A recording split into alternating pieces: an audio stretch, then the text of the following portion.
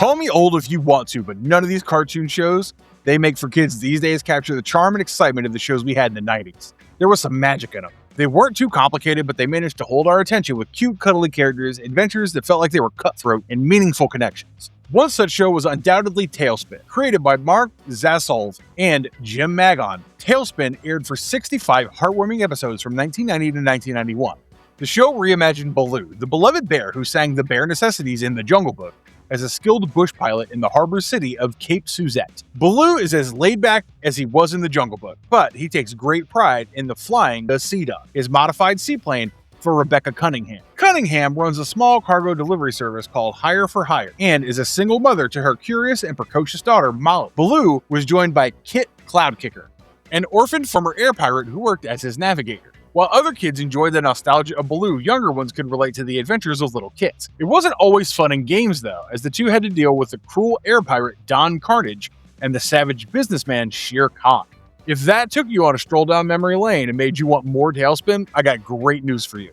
Dynamite Entertainment has announced an all-new TaleSpin series with Baloo and Kit going on brand new adventures. Written by Amanda Diebert and illustrated by Carlo Lauro, TaleSpin's debut issue is already out, and we see new problems for our beloved pilot and navigator. Let's get right to it. Our story starts with Kit excitedly dashing into Baloo's house. Baloo's fast asleep in his hammock, letting out Z's and blissfully unaware of his surroundings. Kit throws open the door with a slam, and as soon as he gets close to Baloo, yells his little lungs out. Baloo wakes up with a start screaming, "Low altitude! Pitch up!" Poor guy was probably having a great dream that turned into a nightmare thanks to Kit's intervention. Baloo sits up with such force that the hammock flips and Baloo crashes to the floor. Kit nags at him, telling him that he shouldn't be napping now, as it's time for them to head out. Rubbing his head, Baloo stands up and tells Kit that he wasn't napping but meditating on their flight plan. Nice cover-up, buddy. Kit brushes his silly explanation away and asks him the agenda for the day. Baloo's not excited about the work, as they're not going anywhere interesting. Rebecca had assigned them to pick up the newest resident of Cape Suzette. Baloo grumbles about it as he thinks that looking after a passenger and dealing with their flight sickness isn't going to be worth it for a pilot of his caliber. Kit is surprised to hear about flight sickness, but Baloo explains that there are very few who actually get to know what it's like to be up in the air, and that's what makes both of them so special.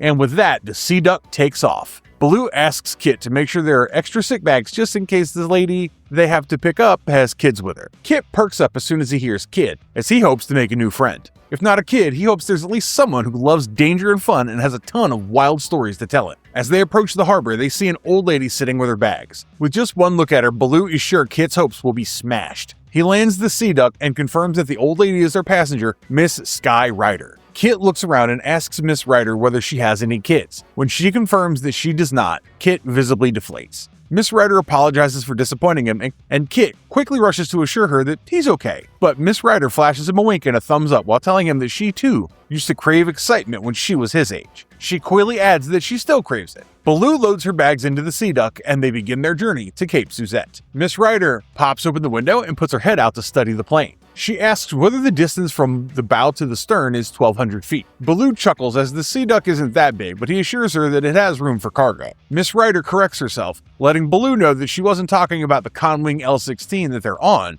but the airship following them. Baloo's impressed by Miss Ryder's aircraft knowledge, but also scared about the upcoming danger. He doesn't have to wait long as a huge purple aircraft makes itself visible to Baloo, and hooked ropes sink into the plane's wings. Who else could it be other than Don Karnage? Baloo curses Carney's name and tries to dodge the ropes. He flies recklessly in an effort to shake off the ropes that are already attached to the wings, causing Kit to bounce all over the plane. Miss Ryder looks out and correctly identifies them as pirates. Baloo warns her that they're really dangerous and tells her to find a place to hide, as they could board at any moment. Miss Ryder doesn't break a sweat. She's not worried in the least as she stands up with the same composure and grace she's displayed so far and tells Baloo that she'll take care of it. When she opens the door and lets in a gust of air, Baloo screams at her, demanding to know what she's up to. He sees her legs sticking out of the door and asks her not to do it. Miss Ryder agrees, causing Baloo to relax for a second. But all she does is return to the furthest wall and dash out the door with all her might and speed. It scares Baloo and Kit, but Miss Ryder flips up and lands perfectly on the wing. She announces that she's still got it, causing Baloo to utter that the only thing he's got is the beginning of a heart attack. Kit, however, has the complete opposite reaction as he's mesmerized by her stunt. With stars in his eyes, he runs towards the door, clearly wanting to do the same.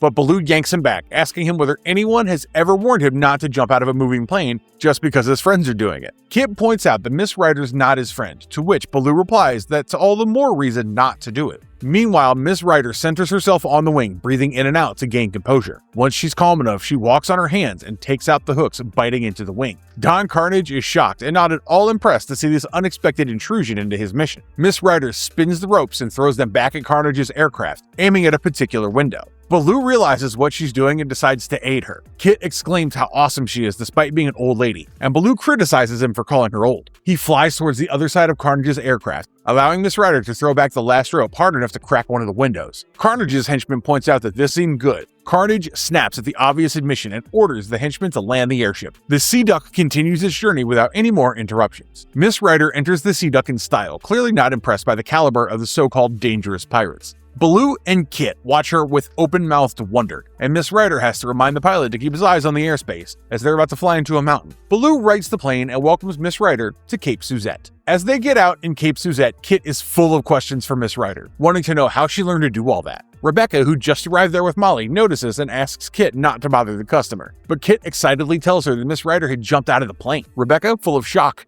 asks Baloo whether he dropped the passenger. But Miss Ryder comes to his rescue, assuring her that she was the one who voluntarily leapt out of the plane. Hearing her, Molly's inspired to do the same, but Rebecca screams, "Absolutely not!" I guess mothers are the same everywhere. To answer Kit's question, Miss Ryder pulls out a photo album from her suitcase and shows him photos of her youth. She used to be a wing walker. The photos only make Molly want to be a wing walker too, but Rebecca says no to that as well. She hands the album over to the kids and reminisces about the good old days. Before leaving, she hands a few coins to Baloo and Rebecca reminds her that she already paid them. But Miss Ryder insists on tipping the pilot, as pilots are the ones with the hard job of keeping her balanced. It's Baloo's turn to be impressed by her. Miss Ryder sadly remarks that she wishes she had more to give, but she was recently robbed. The break into her house was the reason she was moving to Cape Suzette, as she realized the city was just too dangerous. She also tells them that the worst part of the robbery was that the thieves had also stolen her beloved exhibition trophy. Kit and Molly look at the photo of the trophy and exclaim that it must be worth a lot. Baloo empathizes with the old lady as he knows what it's like to struggle. Rebecca adds that they're in so much financial trouble that if they don't get any clients soon, they'll have to ground the Sea Duck as the repairs are too expensive. Baloo and Kit are both dejected by the news.